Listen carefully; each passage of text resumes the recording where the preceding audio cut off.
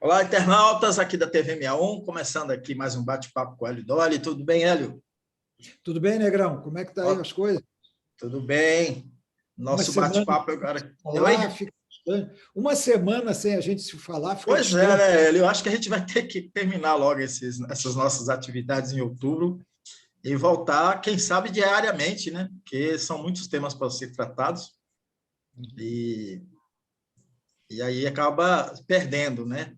Mas, enfim, a gente está numa semana muito agitada, né, Hélio? E eu vou aqui anunciar a nossa programação de hoje.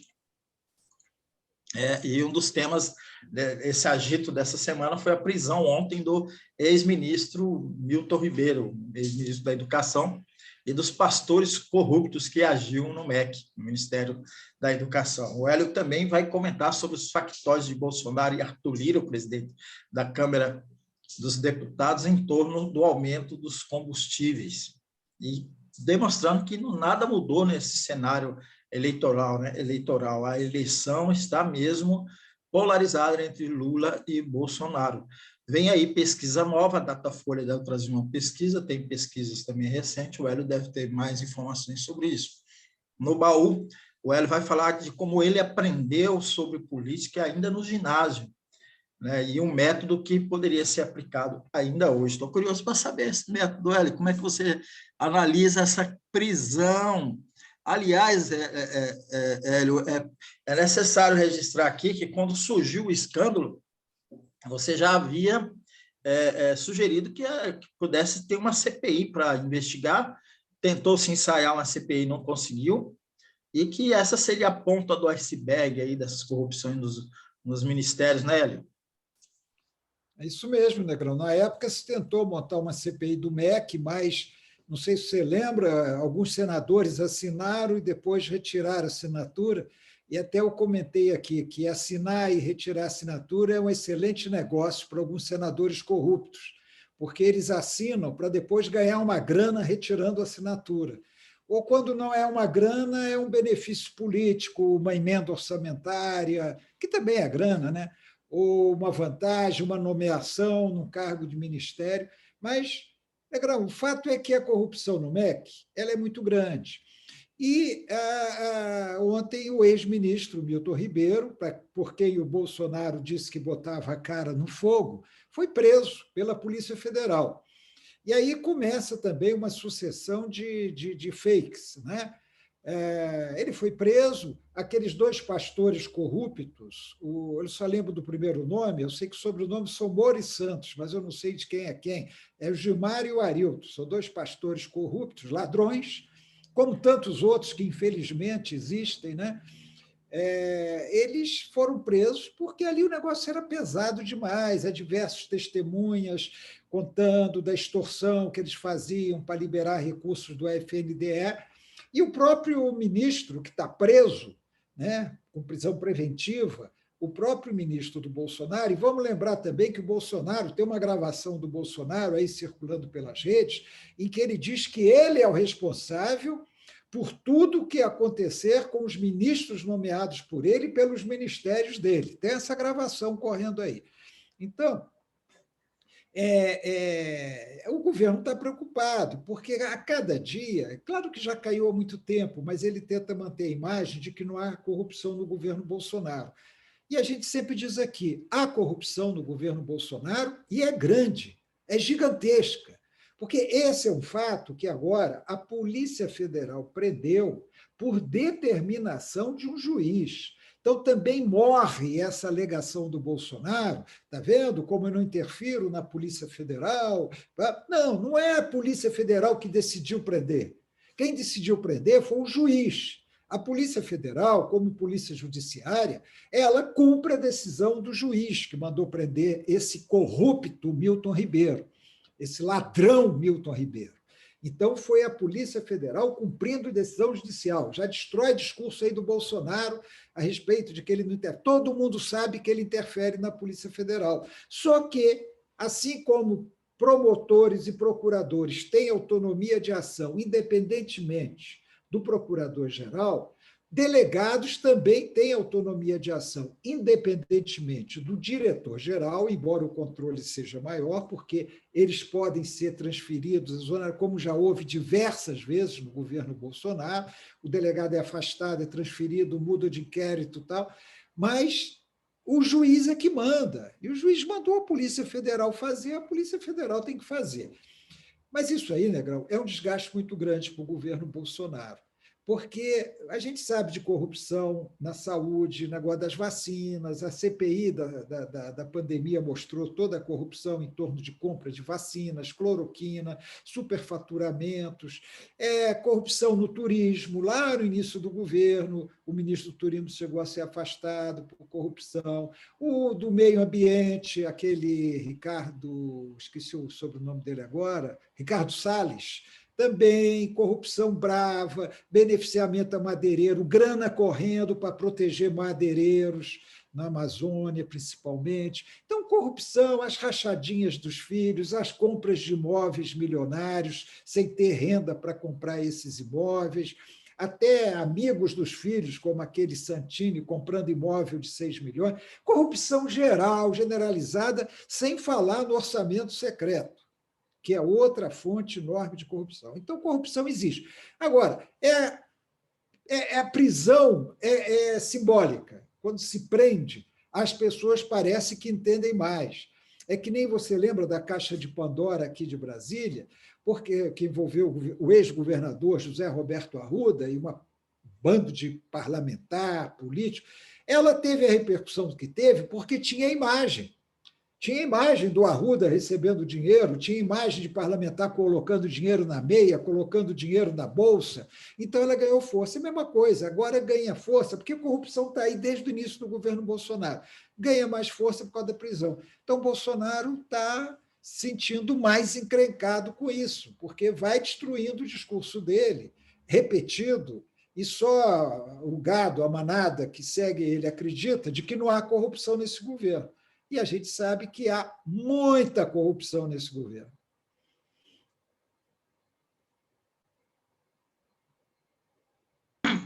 Hélio, estou aqui. Desculpa, é que eu mutei aqui e me bananei para voltar. Hélio, qual o impacto que esse escândalo pode ter nas eleições? Eu gostaria que você já emendasse aí na avaliação do cenário eleitoral e depois a gente volta lá, a gente vai para a questão dos combustíveis. Então, qual o impacto que esse episódio pode ter aí nesse cenário eleitoral? Negrão, eu acho que, na minha visão, quem tinha que se arrepender de ter votado em Bolsonaro em 2018 e que abandonou as hostes fascistas do Bolsonaro, já fez.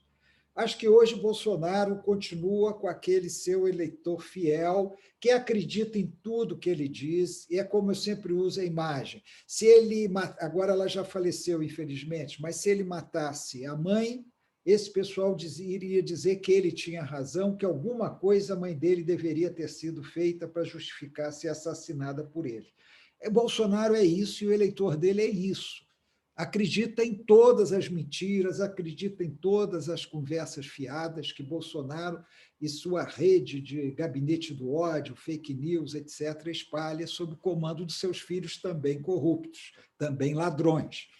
Mas, então, esse eleitorado está garantido para ele. O que pode mudar, Negrão, na minha opinião, é que ainda existe, entre os eleitores de Bolsonaro, alguns que têm tanto ódio à esquerda, tanto ódio ao PT, que votam no Bolsonaro não como opção, mas para não votar no Lula, para não votar no PT. E como eles sentem que a chamada terceira via, tá, Simone Tebet, Janone, Luiz Dávila, essa turma, não cresce, e que o embate parece ser entre o Bolsonaro, esse pessoal opta por Bolsonaro.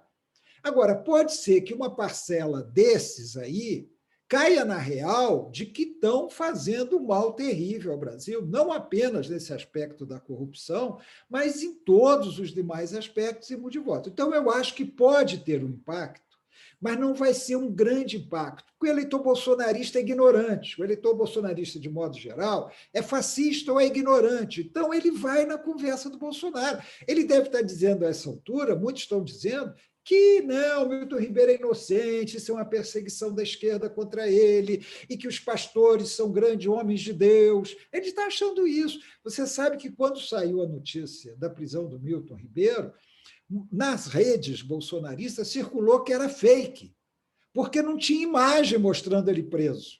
Então, era fake, cercou de circular isso nas redes bolsonaristas. Você vê o nível, ou de enganação, ou de ignorância dessa turma que vota no Bolsonaro, e que hoje representa em torno de 30% do eleitorado, 30%, 35%. Eu acho que pode cair um pouco ainda diante de tudo isso. Como também, eventualmente, se ele fizer alguma ação muito positiva, pode até aumentar um pouquinho. Mas não é o eleitorado raiz não muda. É esse eleitorado que tem ódio da esquerda, teme a esquerda, alguns até acham que vem o comunismo aí. A ignorância existe em todos os segmentos, né? Acha que vem o comunismo aí, e entre Lula e Bolsonaro preferem votar em Bolsonaro. Infelizmente, não é o mesmo percentual que nós tivemos em 2018.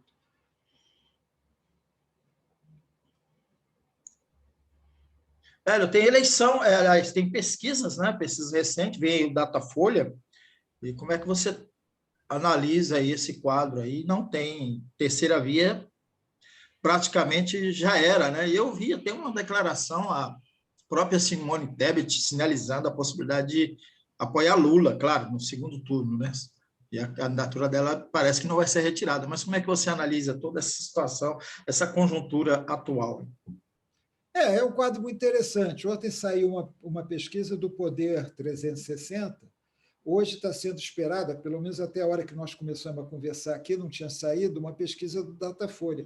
Mas as pesquisas, de modo geral, elas têm apontado no mesmo rumo. Quer dizer, há discrepâncias de número mais pequeno. A verdade é a seguinte: o que as pesquisas indicam? As pesquisas indicam que a tendência é haver um segundo turno entre Lula e Bolsonaro, com possibilidade real de que a eleição seja decidida a favor do Lula no primeiro turno. Aí você vai dizer, com toda razão, falta muito. Exatamente, falta muito. Essa é a fotografia de hoje. É uma fotografia de hoje que permite antecipar uma tendência. Agora, existe um eleitorado que pode caminhar no sentido da Simone Tebet, por exemplo, que depois do Ciro Gomes, ela e o Ciro Gomes são as alternativas colocadas hoje a essa polarização entre Bolsonaro e Lula. Mas pode acontecer, mas não está pintando, ela já está lançada aí e ainda não houve uma repercussão positiva. É claro que a campanha muda esse quadro, a campanha começa a ter programa eleitoral gratuito, televisão, debates, os candidatos podem se expor mais claramente, não tem essa hipocrisia de pré-campanha inventada pela legislação e referendada pelo Tribunal Superior Eleitoral. Então, aí a campanha pode mudar muita coisa, mas a tendência é essa. Há uma polarização e muitos eleitores que poderiam votar na Simone Tebet ou no Ciro Gomes ou outro, acabam votando no Lula ou no Bolsonaro porque sente, olha, um desses dois é que vai ganhar. Então, é o chamado, infelizmente, de voto útil, né? Então, o que está mostrando, Negrão, é que as pesquisas não estão mudando o quadro, as pesquisas continuam sendo no mesmo sentido. Aumenta um pouquinho a diferença do Lula para o Bolsonaro, depois cai, depois Bolsonaro sobe um pouquinho, Lula cai, Lula sobe, fica por ali, não está saindo disso. O Ciro Gomes não passa de onde está, a Simone Tebet cresceu um pouco depois que o Dória saiu, mas nada que assuste os dois principais competidores, que são Lula e Bolsonaro. Vamos ver o que diz o Datafolha hoje, mas eu acho que não vai sair muito disso, não. E esses factóides aí de Bolsonaro e Arthur Lira, né? A briga com a Petrobras, toda essa enrolação em relação a conter o aumento dos combustíveis, né? Que, na verdade, o que determina a política de preços que foi adotada lá por Pedro Parente no governo do golpista Michel Temer, né? Exatamente.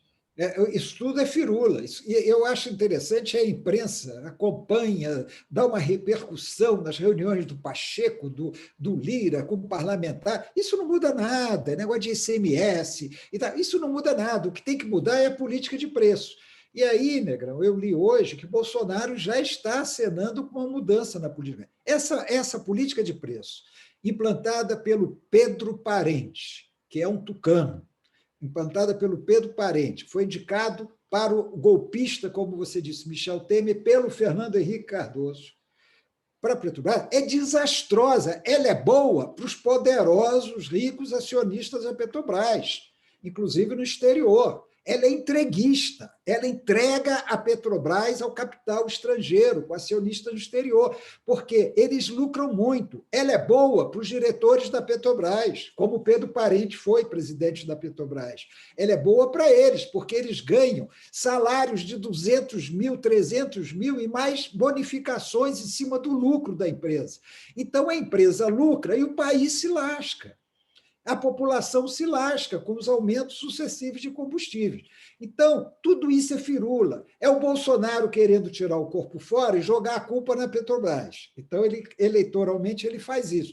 Eu não tenho culpa, a culpa é da Petrobras. Ele nomeia o presidente da Petrobras, ele nomeia a maioria dos conselheiros da Petrobras, e ele pode mudar a política da Petrobras, porque a União, que é o governo federal, é o acionista majoritário da Petrobras. Pode mudar sim. Esses comentaristas neoliberais da televisão que ficam, e do rádio também, eu vejo muito, ficam, a empresa não pode, os acionistas. Isso é defender o mercado, é defender os poderosos, é defender os grandes acionistas da Petrobras e os pequenos acionistas da Petrobras, em detrimento de 200 e tantos milhões de brasileiros. É isso que eles estão fazendo, é defendendo o mercado, o chamado mercado. Agora, Bolsonaro mudou mais uma vez, está tentando mudar o presidente da Petrobras, está colocando lá um cara sem qualificação para ser presidente da Petrobras. Vamos ver se o conselho aceita, se vai ser aceito, se ele vai passar pelos critérios, mas ele está fazendo agora a coisa certa, vamos dizer assim, pelo menos no anúncio. Vai mudar essa tal da PPI, Preço Paridade Internacional. Vai mudar essa excrescência implantada pelo Pedro Parente, apoiada pelos neoliberais, pelos ultraliberais, inclusive na imprensa, nos nossos colegas neoliberais da imprensa, que, incapazes de enxergar a população, acham que a Petrobras, como uma empresa privada, ela dá mais resultado do que sendo uma empresa pública, estatal. Uma empresa mista, né? Uma empresa mista. Então, a Petrobras não foi criada para dar dinheiro para rico, não. A Petrobras foi criada para defender a soberania nacional da exploração do petróleo. É claro, nós temos que substituir esse tipo de combustível fóssil por combustíveis novos. Essa política também tem que existir, não é ficar eternizando o petróleo, mas a situação hoje é essa. Então, o Lira fica aí fazendo o jogo eleitoreiro dele, fingindo que ele está preocupado com isso, que ele está encontrando soluções. É tudo factoide, é tudo mentira, é tudo jogo de cena para, infelizmente, essa nossa imprensa, que cada vez se desqualifica mais, ficar acompanhando como se fosse coisa séria. Não é possível continuar dessa maneira a imprensa brasileira. Tudo bem, eles defendem os interesses neoliberais. Defendem. Você só vê os comentaristas lá criticando quem defende a mudança na política de preço, que a Petrobras é uma empresa privada, a compliance da Petrobras, tudo papo furado, para defender os neoliberais. Agora, tudo bem, defende os neoliberais, mas seja competente, não caia nas conversinhas de Lira, Pacheco, outros políticos do próprio Bolsonaro, de ficar jogando a culpa para cima da Petrobras. Entendeu? Então, tem que contar as coisas como elas são. Contar as coisas como elas são. Ficar cobrindo declaração do Lira a respeito desse assunto é entrar na palhaçada do Lira, é ser conivente com a palhaçada que o Arthur Lira está fazendo. Ele e outros políticos. Porque o ICMS e tal. Aí baixa o ICMS, até os governadores entram no Supremo Tribunal Federal para defender suas arrecadações. Fica esse jogo que não leva a nada.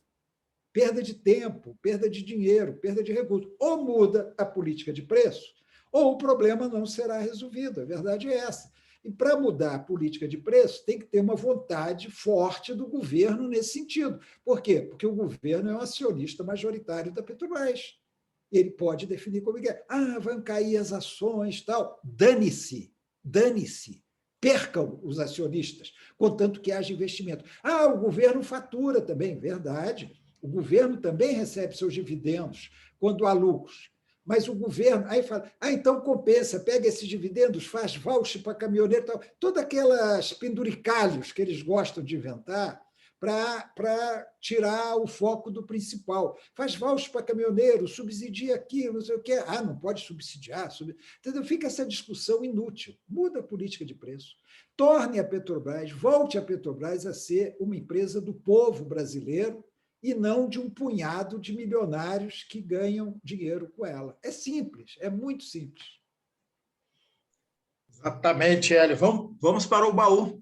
No baú do Hélio de hoje, ele vai falar aqui como aprendeu sobre política, ainda lá no ginásio, e o método que poderia ser aplicado ainda hoje.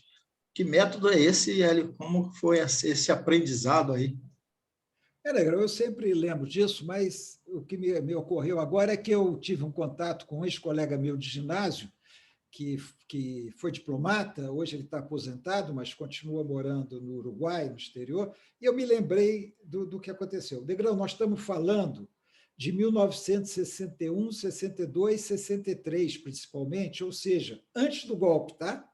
Não tinha havido golpe ainda, foi quando eu estava cursando o ginásio, no Colégio Dom Bosco. Eu cursei o admissão, que tinha um curso de admissão em 61, 62, 63, eu estava no primeiro e segundo ano ginasial, 64 eu estava lá, quando houve o golpe, 65 eu fiz o quarto ginasial, mas 65 não tinha mais isso que eu vou te contar agora. Negrão, era muito simples. Nós tínhamos um professor de português, que era o padre Leopoldino, eu não lembro sobre o sobrenome dele, o padre Leopoldino, não era de esquerda. Eu acho até que o padre Leopoldino era bem mais para a direita que para a esquerda, mas cultivava princípios democráticos. Ele era o professor de português. Né? E o padre Leopoldino, ele fez uma coisa muito inteligente, que foi importante para a formação de todos nós no colégio.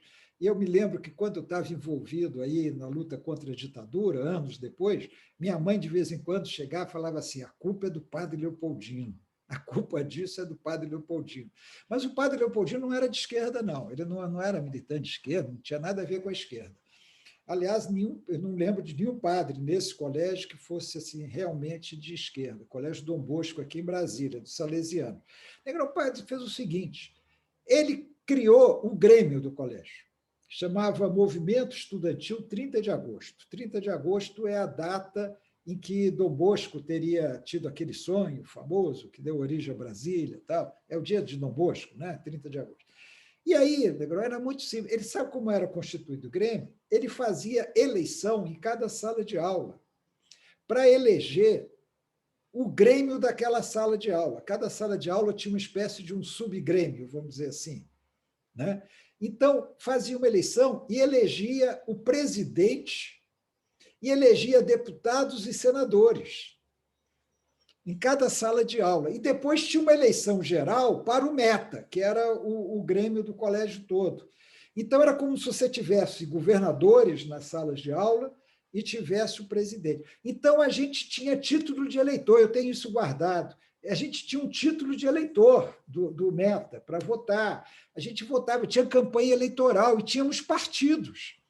Então, naquela época, o que predominava, a discussão política que predominava para nós, crianças... Que ano foi mesmo, Hélio? Desculpa interromper, que ano foi? 62, começou em 62. Ah. Foi bem ativo 62, 63, 64.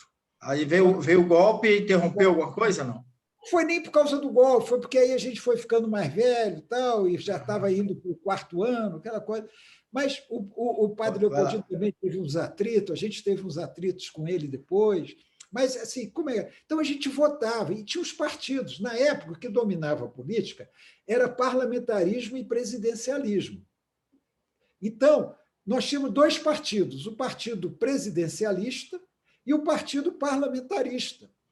E tínhamos nosso candidato. Depois, esse amigo meu, que está no Uruguai hoje, ele criou um terceiro partido, que era presidencialista, mas era como se fosse uma terceira via, Partido Democrata Estudantil. O meu partido era a União dos Jovens Democratas e tinha o Partido Parlamentarista Nacional. Nacional, não sei por quê.